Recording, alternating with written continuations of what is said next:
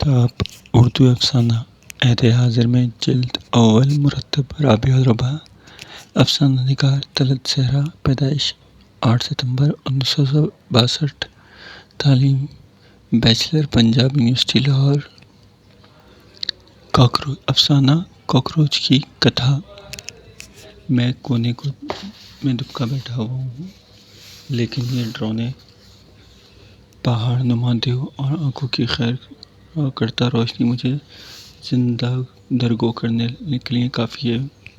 میرے نازک اینٹینا جنہیں میں بار بار صاف کر رہا ہوں کہ میں کہیں کسی ممکنہ خطرے سے بے خبر نہ رہ جاؤں، لیکن سب بے سود ہے۔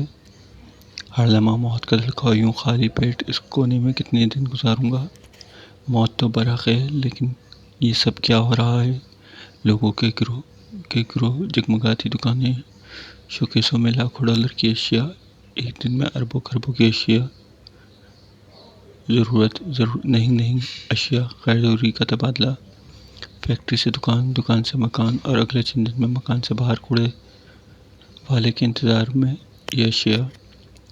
ان سب ضیاع کا ذمہ دار کون ہے؟ فیکٹریوں کے مالک یا خریدار جو بھیڑ بکریوں کی طرح اپنے اسٹیٹس سمبل کے لیے یہ سب کرتے ہیں؟ اف، وہ دن جب میں صبح کا گیا رات کے گھر لوٹتا تھا، دفتر سے تھکا ہارا، ان تمام اشیاء سے ملنے کا مجھے وقت ہی کہاں تھا۔ اس حالت کو پہنچنے سے پہلے آخری رات جب میں نے والد کو اپنی تنخواہ دی تھی، میں کس اطمینان سے سویا تھا، کیونکہ سب صاحب بھاگ رہے ہیں۔ کل کرسمس ہے، گھر سجائیں گے، تحائف کے تبادلے ہوں گے، کھانے کی دعوتیں، موسیقی کی محفلیں ہوں گی، اور پرسوں وہی مالک، وہی مزدور، سارا سال محنت، عمارات کی تعمیر، شہر کے شہر بسائے جائیں گے، کھیت کھلیان کا دھندا، معمولی اجرت پر تمام دنیا کی تعمیر کا کام کرتے ہم خود ہی نخبزن اور خود ہی قنچی۔ یہ دھڑکا شور کیسا ہے؟ اور لگتا ہے میرے پیچھے کوئی دروازہ کھلا ہے۔ یہ تو قسمت ہی کھل گئی ہے، باہر جانے کا راستہ ہے۔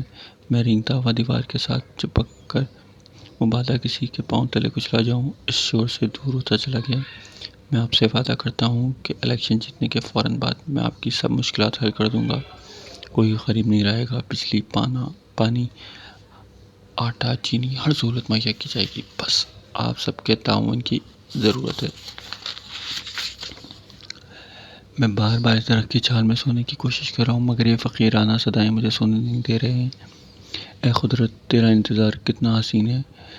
نیلا کشاد آسمان، مٹیالی زمین، لہراتی گنگناتی ڈالیاں، ہریالیاں، کھیتوں میں سونے کی بالیاں اور سرسراتی ہواؤں کی لوریاں، ان سب میں یہ بھیانک اداکار۔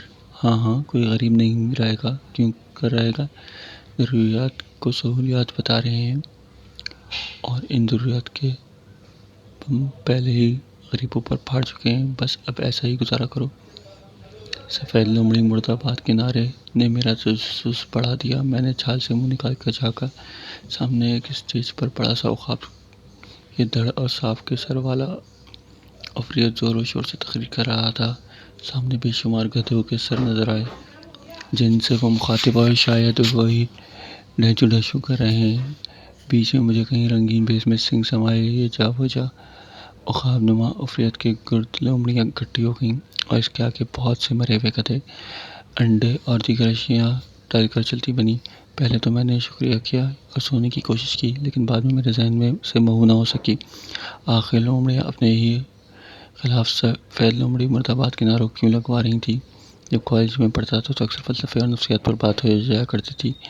مجھے ریورس سائیکولوجی والی تھیوری یاد آ گئی جو گدھوں کو مزید گدھا بنانے میں معاون ہوتی ہے۔ ویسے بھی یہ نعرے عقاب کی اصلیت چھپانے میں مددگار تھے۔ اف، یہ گدھے! میری زخمی پاؤں میں ابھی درد باقی تھا۔ میں لنگڑاتا ہوا ایک گھر میں جا گھسا، وہاں کسی کونے قطرے میں سو رہوں گا۔ اتفاق سے دروازہ کھلا، میں پائیدان سے بچتا صوفے کی اوٹ پنیر کی خوشبو کی سمت چل پڑا۔ باورچی خانے۔ اتفاق سے دروازہ کھلا تھا، میں پائیدان سے بچتا صوفے کی اوٹ لیٹا، پنیر کی خوشبو کی سمت چل دیا۔ باورچی خانے میں کوڑے دان کا ڈھکنا کھلا رہ گیا تھا۔ اس میں کھانے کے بے شمار اشیاء پڑی تھیں جو یقیناً بچوں نے آدھی ادھوری کھا کر پھینک دی ہوں گی۔ میں نے دوزخ کی آگ کو ٹھنڈا کیا اور مزے سے دراز کے نچلے حصے میں لیٹ گیا۔ اچانک کمرے میں دو لوگ داخل ہوئے۔ وہ آہستہ آہستہ باتیں کر رہے تھے۔ انہوں نے فریج کھولا اور لڑکے نے ٹھنڈے پانی کی بوتل کو منہ لگا کر پانی پیا۔ لڑکی نے جلدی جلدی ایک بڑے ڈبے میں انواع اقسام کے کھانے سجانے شروع کر دیے۔ کچھ روٹیاں کپڑے میں باندھی اور کہنے لگی، جلدی جلدی چلو، مالک اٹھ گئے تو برا ہوگا، بچے بھی بھوک سے بلک رہے ہیں، رو رو کر برا حال ہے۔ لڑکے نے خالی بوتل بھر کر فریج میں رکھی اور دونوں دبے پاؤں نکل گئے۔ میں کوڑے دان میں نقب لگائے نوکر کے مالک کے باورچی خانے میں۔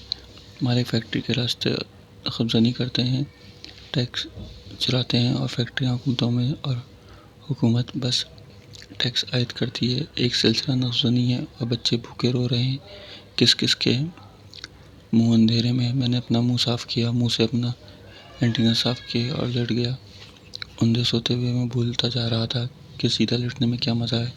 اگر کبھی میں الٹ بھی جاؤں گا تو کام کرنے والے مزدوروں کی طرح ساری عمر الٹا ہی پڑا رہوں گا۔ مجھے اپنے بستر بہت یاد آیا۔ سر شام ٹی وی کے شور نے مجھے بھی متوجہ کیا۔ یہاں تبصرے چل رہے تھے، ویتنام پر نیپا بم اور ایجنٹ اورنج کی نوعیت دوسری جنگ عظیم میں نازی کی بربریت سے سوا نہیں تھی۔ افغانستان میں القاعدہ اور طالبان کا خاتمہ کرتے کرتے افغانستان اور پاکستان کا خاتمہ ہوتا جا رہا ہے۔ عراق میں صدام حسین کی حکومت گرانے کا مقصد خلیجی جنگ ختم کرنا تھا۔ عراق کی عوام کو یا کچھ اور، لیبیا، پھر شام، پھر مصر۔ کائنات، قدرت یا زندگی کن سلسلوں کے نام ہیں؟ اس طرح کے سلسلے سے میرا زخم گہرا ہوتا گیا، تکلیف کی شدت سے چلانا گیا۔ کیا ہیروشیما اور ناگاساکی کے بعد اب میری ٹانگ کے زخم سے سفید سا مواد رسنا شروع ہو گیا؟ وہ کروڑوں جاپانی جو یورینیم کے مضر اثرات سے معذور، لنگڑے، اندھے اور بہرے پیدا ہوئے، عراق اور ویتنام جہاں ایک نسل کے درمیان سے غائب ہو گئی یا کر دی گئی۔ اف میری ٹانگیں، کیا میری نوبی؟ اب یاد نہیں کس وقت کی خبروں کے دوران افسردگی کا ماہر بچہ کل سا ایک سائنسدان فخر سے بتا رہا تھا کہ اس کی نئی تحقیق کی بنیاد فرانز کافکا کی ایک کہانی بنی۔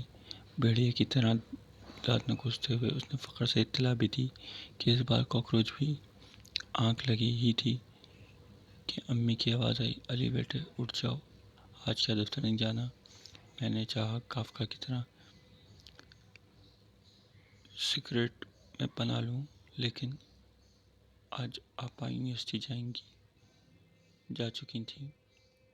میں نے سوچا کہ اسکرٹ میں پناہ لوں، لیکن آج آپا پہلے ہی یونیورسٹی جا چکی تھیں۔